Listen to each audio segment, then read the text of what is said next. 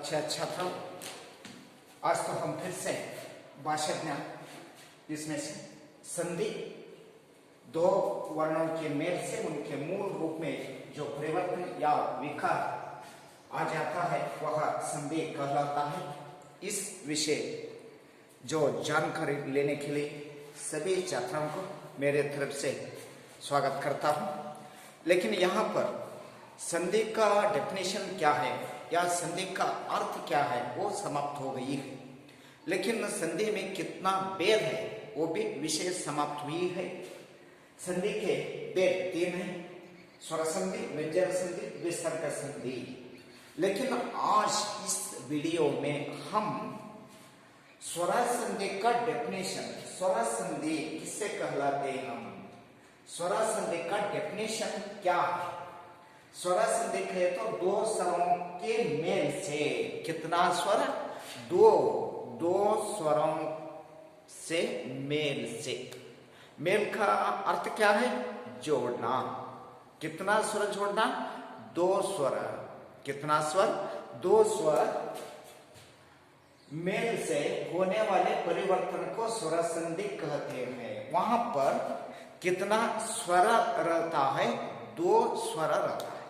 स्वरों आपका याद है ना?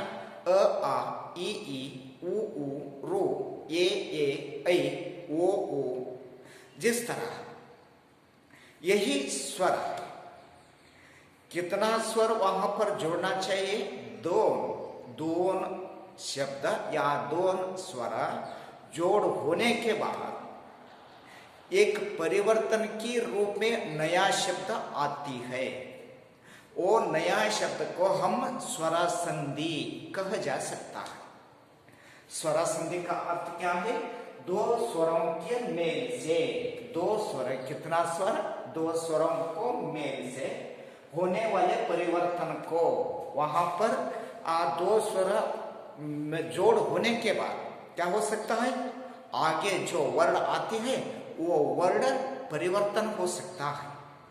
परिवर्तन होने का वो वर्ण है, वो शब्द है, वो शब्द को हम स्वर संधि कहा जा सकता है। लेकिन यहाँ पर स्वर संधि का अर्थ समझने के बाद स्वर संधि में प्रकार या स्वर संधि में भेद है।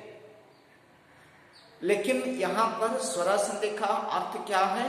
दो स्वरों से मेल होने वाले जो परिवर्तन शब्द का हम स्वर संधि कहा जा सकता है।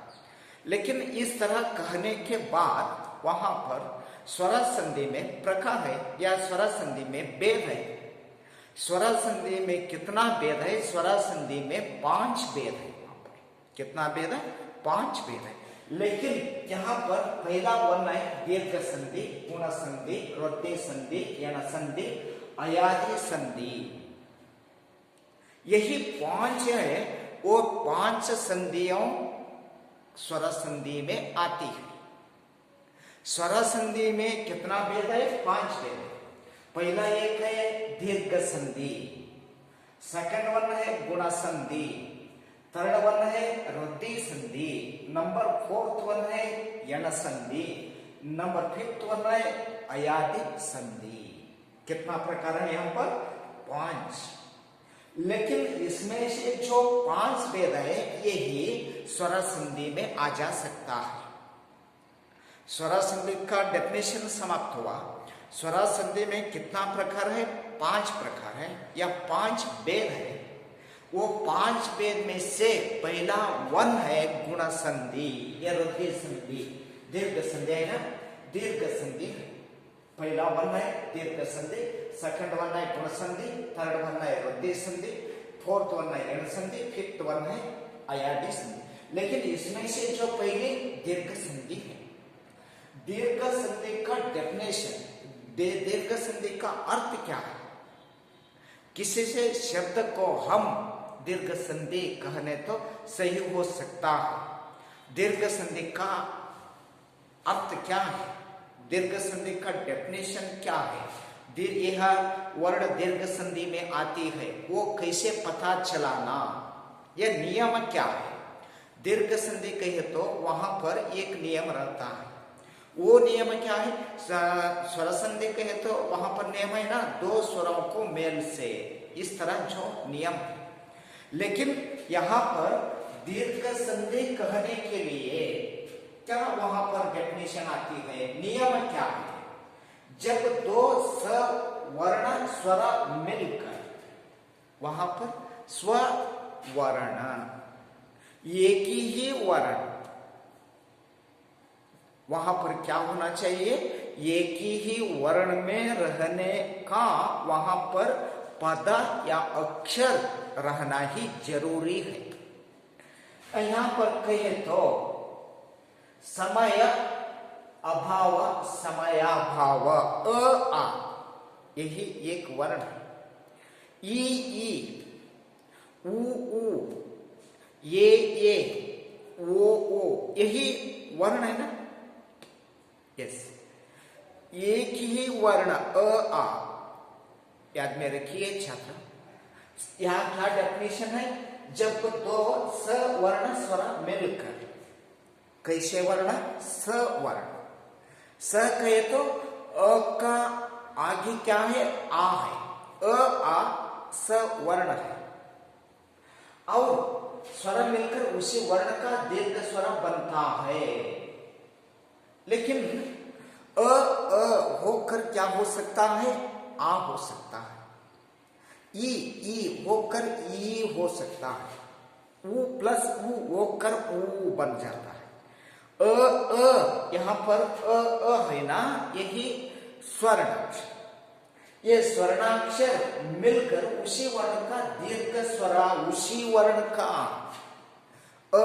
मिलने तो आ, वहां पर ई नहीं, ऐ नहीं, ये नहीं, वो नहीं, अ प्लस अ मिलकर आ हो सकता है। अ प्लस अ मिलकर क्या हो सकता है? आ हो सकता है। आ किसका वर्ण है? उसी वर्ण का एक अक्षर है, उसी वर्ण का एक अक्षर है। वो अक्षर को हम दीर्घाक्षर कहते हैं। क्या कहता है? दीर्घाक्षर या दीर्घ स्वर। आ दीर्घ स्वर, अ ह्रस्व स्वर, ह्रस्व स्वर मिलकर दीर्घ स्वर बनते हैं। ह्रस्व स्वर मिलकर दीर्घ स्वर हो सकता है, उसे दीर्घ संधि कहते हैं, उसे दीर्घ संधि हम कहते हैं। लेकिन यहां पर जैसे उदाहरण यहां पर दिया गया है, अ प्लस आ हो गया, अ एक अक्षर है, वही का स्वर्णाक्षर अ प्लस आ मिलकर दीर्घ स्वर आ गई। यहां पर फॉर एग्जाम्पल है समय, यह कहे तो वहां पर लास्ट वर्ड ये प्लस अ, यहां पर अ, और स्टार्टिंग प्लस अभाव, ये प्लस अ है। लेकिन यहां पर अ प्लस अ क्या हो गया? आ हो सकता है। ये अक्षर में क्या जोड़ सकता है? आ हो सकता है। अ प्लस अ मिलकर आ होती है। समय प्लस अभाव, समयाभाव, या यहां पर आ गए, या समय या आ गया ना, इसके लिए वहां पर क्या है? दीर्घ स्वर आ गई है। ह्रस्व स्वर जोड़कर आ हो गया, समय अ है, अभाव अ है, अ प्लस अ जोड़कर यह कैंसल हो जाती है। ये कैंसल होकर या आती है, वहां पर या आ जा सकता है, या दीर्घ स्वर है। इसके लिए समय प्लस अभाव क्या हो गया? समय भाव हो गई। यही एग्जाम्पल समझ में आई।